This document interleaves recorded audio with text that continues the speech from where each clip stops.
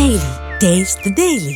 తెలంగాణలో వాతావరణం మారుతోంది. క్రమంగా చలి తీవ్రత పెరుగుతోంది. ఉష్ణోగ్రతలు మరింత తగ్గే అవకాశం ఉందని వాతావరణ శాఖ చెబుతోంది. ఉత్తర మధ్య పశ్చిమ తెలంగాణ ప్రాంతాలను చలి తీవ్రత పెరుగుతుంది.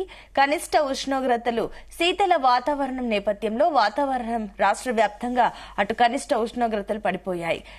శుక్రవారం ఉదయం ఆదిలాబాద్లోని బేలా ప్రాంతంలో అత్యల్పంగా 14.8 డిగ్రీల సెల్సియస్ కనిష్ట ఉష్ణోగ్రత నమోదైంది. ఇదే అంశానికి సంబంధించి మరిన్ని డీటెయిల్స్ మా కరెస్పాండెంట్ రాజు పటేల్ అందిస్తారు. రాజు పటేల్, గుడ్ మార్నింగ్ సునీత. ఇప్పటికీ ఈ సంవత్సరం తెలంగాణలో అయితే వర్షాలు అయితే వాతావరణ శాఖ ఎక్స్పెక్ట్ చేసిన దానికంటే ఎక్కువగానే కురిశాయి. సాధారణం కంటే 33% అధికంగా తెలంగాణ వ్యాప్తంగా మనకి ఈసారి వర్షాలు కురిశాయి సునీత. అక్టోబర్ నెలలో అంటే హిస్టరీలోనే అత్యధికంగా రికార్డు స్థాయిలో కూడా వర్షపాతం నమోదైంది. ఇక ఋతుపవనాలు ముగియడంతో వర్షాలు తగ్గుముఖం పట్టాయని చెప్పవచ్చు. సో వర్షాలు తగ్గుతూ ఉండటం కారణంగా ఇక చలికాలం మనకు ప్రారంభమైంది. వింటర్ ఎంటర్ అయి ఆదిలాబాద్ లో కూడా చలి తీవ్రత క్రమక్రమంగా పెరుగుతుందని చెప్పవచ్చు. ఆదిలాబాద్, హైదరాబాద్ లలో కనిష్ట ఉష్ణోగ్రతలు పడిపోతున్నాయి. రాబోయే రోజుల్లో చలి మరింత పెరిగే అవకాశం కూడా ఉంది. తెలంగాణలో ఈ సంవత్సరం వర్షపాతం అయితే చాలా ఎక్కువగా నమోదైంది. నైరుతి ఋతుపవనాల అప్పటి నుండి ఈశాన్య ఋతుపవనాల ప్రభావం వరకు రాష్ట్రంలో సాధారణ కంటే కూడా అధికంగానే వర్షపాతం పడింది. పలు జిల్లాలో భారీ నష్టాన్ని కూడా ఈ వానలు మిగిల్చాయి. ఈ సంవత్సరం నైరుతి ఋతుపవనాల సీజన్ లో తెలంగాణలో సాధారణ సగటు కంటే 33% అధికంగా వర్షపాతం నమోదైంది.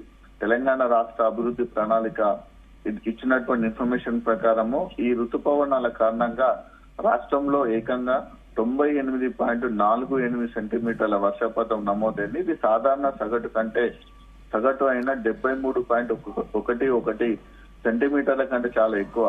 ఈ ఏడాది ఋతుపవనాలు సాధారణ అంచనా కంటే 12 నుంచి 16 రోజులు ముందుగానే రాష్ట్రంలోకి ప్రవేశించడంతో వర్షాలు కూడా ఎక్కువగా నమోదయ్యని చెప్పవచ్చు.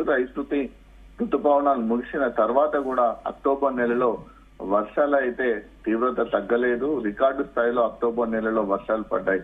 చరిత్రలోనే అత్యధిక వర్షాలు కురిసిన అక్టోబర్ నెలగా కూడా ఈ ఏడాది అక్టోబర్ రికార్డు స్థాయిలో నిలిచిపోయిందని చెప్పవచ్చు సునీత. ఇక ఈ నెలలో సాధారణ సగటు అయినటువంటి 89.4 మిల్లీమీటర్ల కంటే దాదాపు రెట్టింపు 175 మిల్లీమీటర్ల వర్షపాతం నమోదైంది. మోంతా తుఫాను ప్రభావంతో వరంగల్, ఖమ్మం జిల్లాల్లో అయితే విపరీతమైనటువంటి ఎన్నడూ కురని వర్షం మోంతా ఎఫెక్ట్ తోటి పడిందని చెప్పవచ్చు. ఇక మోంతా తుఫాను బలహీనపడడం, ఉపరితల ఆవర్తనాల కారణంగా రాష్ట్రంలో విస్తారంగా వర్షాలు కురిశాయి. ఇక రాష్ట్రంలో వర్షాకాలం ముగిసినట్లేనని కూడా వాతావరణ శాఖ అధికారులు ఒక అంచనాకి వచ్చారు. ఇక్కడ నుంచి రాష్ట్రంలో అయితే దాదాపు వర్షాలు కురిసే అవకాశం లేదు. కాకపోతే ఏంటంటే ఒకవేళ బంగాళాఖాతంలో ఏదైనా అల్పపీడనం ఏర్పడితే అరేబియా సముద్రంలో ఏదైనా తుఫాను అల్లకల్లోలం ద్వారా సడన్ గా వచ్చేటువంటి విపత్కర వర్షాలే తప్ప ఇక మనకు వర్షాకాలం సంబంధించినటువంటి సీజన్ కూడా కంప్లీట్ గా ముగిసిపోయి ఈ చలికాలం ప్రారంభమైందని కూడా చెప్పవచ్చు. సో ఎందుకంటే దీనికి సంకేతంగా మనం కనుక చూసుకుంటే గత 3-4 రోజుల నుంచి కూడా క్రమక్రమంగా చలి పెరుగుతూ ఉంది. దాంతో పాటు ఉదయం పూట మంచు కూడా పడుతుంది. సో ఒక రకమైనటువంటి తేమ వాతావరణం కూడా ఉంటుంది కాబట్టి ఇవన్నీ కూడా చలికాలం సంబంధించినటువంటి సింటమ్స్ మనకు కనిపిస్తున్న నేపథ్యంలో చలికాలము మనకు ప్రారంభమైందని చెప్పవచ్చు. దీంతో ఉష్ణోగ్రతలు కూడా మరింత క్రమక్రమంగా తగ్గుతున్నాయి సునీత. రాష్ట్రంలో చలి తీవ్రత క్రమంగా పెరుగుతుంది. ఉష్ణోగ్రత తగ్గడం వల్ల చలి అనేది పెరుగుతుంది. ఇక ఉత్తర, మధ్య, పశ్చిమ తెలంగాణ ప్రాంతాలలో చలి ఎక్కువగా ఉండే అవకాశం ఉంది. కనిష్ట ఉష్ణోగ్రతలు శీతల వాతావరణం నేపథ్యంలో రాష్ట్ర వ్యాప్తంగా పడిపోతున్నాయి. శుక్రవారం ఉదయం ఆదిలాబాద్ లోని బేలాలో అత్యల్పంగా 14.8 డిగ్రీల సెల్సియస్ కనిష్ట ఉష్ణోగ్రత నమోదైంది. అంటే తెలంగాణలో ఎప్పుడు అయినా సరే మొట్టమొదట ఉష్ణోగ్రతలు పడిపోయేది, చలి ఎక్కువగా ఉండేది ఆదిలాబాద్ జిల్లానే ప్రారంభమవుతుంది.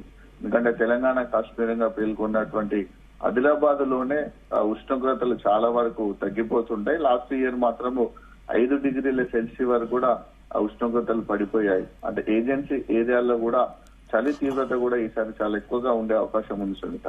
Right, thank you Raj Patel.